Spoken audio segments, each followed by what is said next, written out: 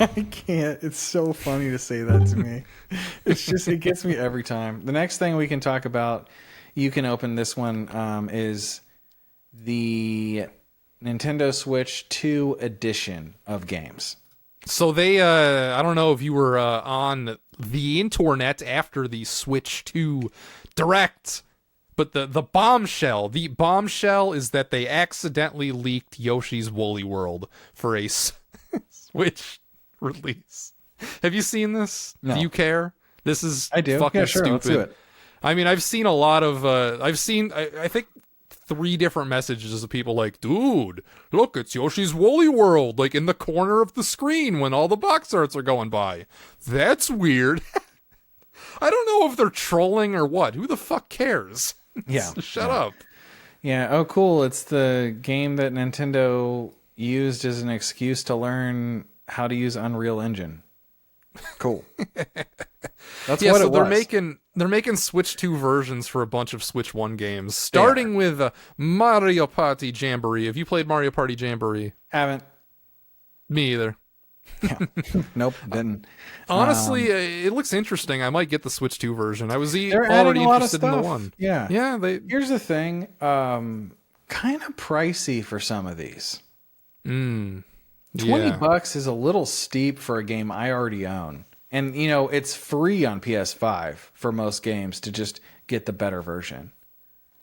So Yeah, I mean, it's also kind of free on this as well, because if you have well, Switch only Online. for 2. The only confirmed ones that it's free for, if you have the online expansion pass only, Yeah. it's the Zeldas. Yeah, I mean, those are the only 2 I'm interested in, though, so... Well, as of right now, maybe. I really want to, like, you know, both of us, I think, messaged each other. We were both kind of feeling a Breath of the Wild replay anyway. Yeah. And this, I hate this too, though, because I just feel a little embarrassed. I'm like, am I really buying a Nintendo Switch 2 to play Breath of the Wild? The same game? The same game I wanted, that I bought a Wii U for? I'm not going to replay the whole game, but I am definitely going to dabble. I'm going to ride around on the motorcycle and be like, oh, this is pretty. Yeah. Because it's included the expansion pass. If I had to buy it, I would not get it. I do kind of want to do a complete replay through of that game. It's been enough time for me. Okay. Not for me. Yeah. A lifetime might not be enough because you got to play other games.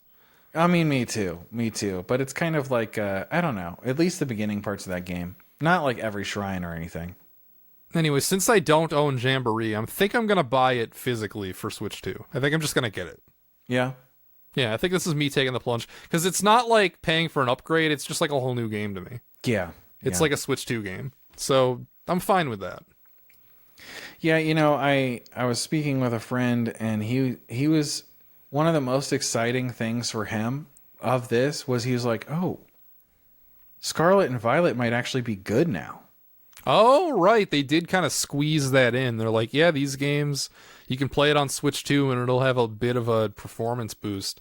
And possibly the most shocking reveal from this entire event was that Pokemon Legends Z to A is going to be 4K 60 on Switch 2.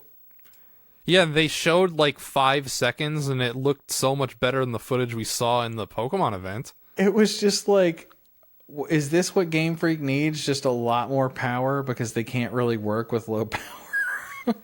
I mean, it's still going to be the same game. You're not going to be able to go in any of the buildings, but yeah, but that just it makes does me look think, better.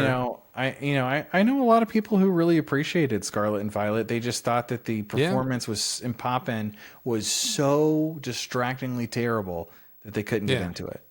Well, there's another game they announced in this Direct that had a similar problem, and that is Cyberpunk when that came out.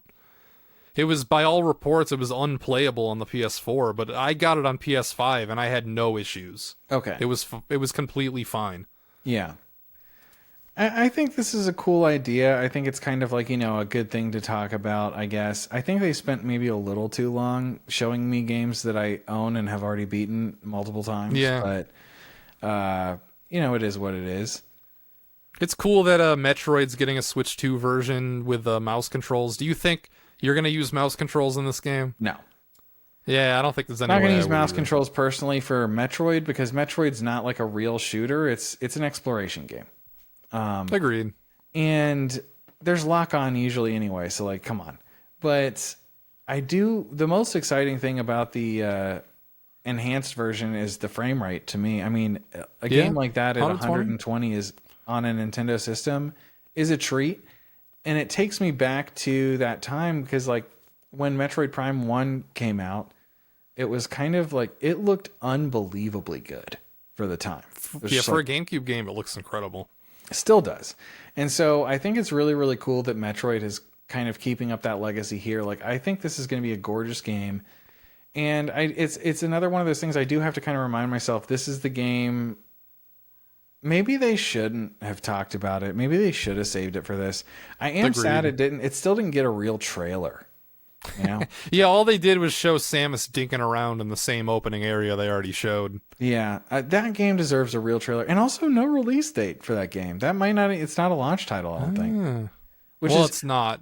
A lot of people thought it was going to come out before the Switch 2 because like they were like being ambiguous about the launch, but now it's looking more like it's going to come out after. We didn't even talk about the release date in any of this. June 5th. It's 2 months away. Yeah, sooner than a lot of people thought. A lot of people were thinking September.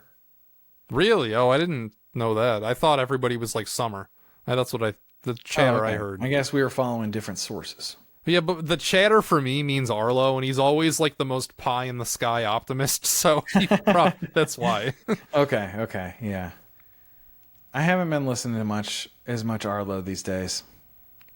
Yeah, I mean he's got his second channel where he spends most of his time now. Topic Arlo. We should talk about this sometime. The epidemic of YouTubers starting second channels and then only uploading there. Is that what we're doing here? That's what we have done with Waiting for Nintendo. I mean, how many videos have you uploaded since Waiting for Nintendo started? That doesn't count. I take way How many too have long. How many have I done? 1 or 2? Like it's not that We've many. got like 50 videos, 60. Who knows how many days we've been doing it? Like Exactly. It's like 60 to 0. Yeah, I mean that's what the we've difference done. is we're not successful over here. So What's really funny about Arlo though is there was no difference between his second channel content or his first channel content. it is exactly the same. The only difference is at the start of the videos he doesn't have like the puppet anymore. It's just him. He just talks from the beginning now instead of having like an opening 30 seconds where he's like, "Hey guys, Yeah. Arlo here, and here's the Nintendo news." Okay, and then he does the Like, voiceover. that took so much extra effort, right? Yeah, I know. It's literally the only difference between the two channels. Yeah. So, yeah, they get the same amount of views, really, too. So I know. It's very funny.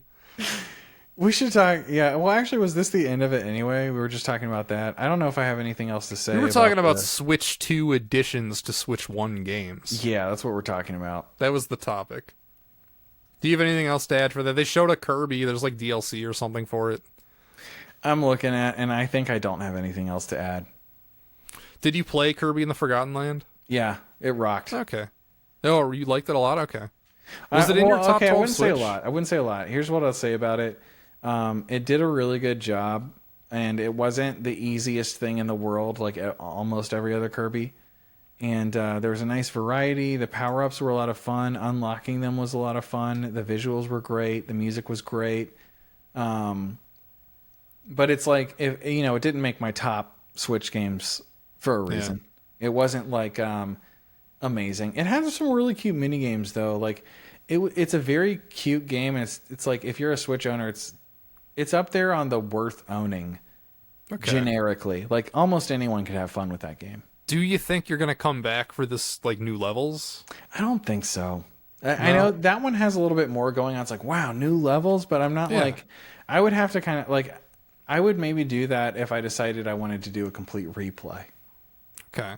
Yeah. But I don't know that I'm not itching to play more Kirby really right now. Yeah, I bought it. I'm in like the second or third world, and that's you have to make it a little further than that for it to really grab you.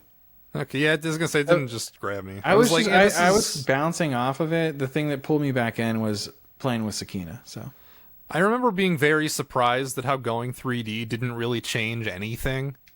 I'm just like, oh, this is just Kirby again. It's just Kirby in 3D, but it doesn't change. Like it's literally the same freaking game. Yeah. It's a nice, cute game. I appreciate it. So yeah, that's getting a Switch 2. Yeah. And yeah, like and subscribe, everybody. Like and subscribe.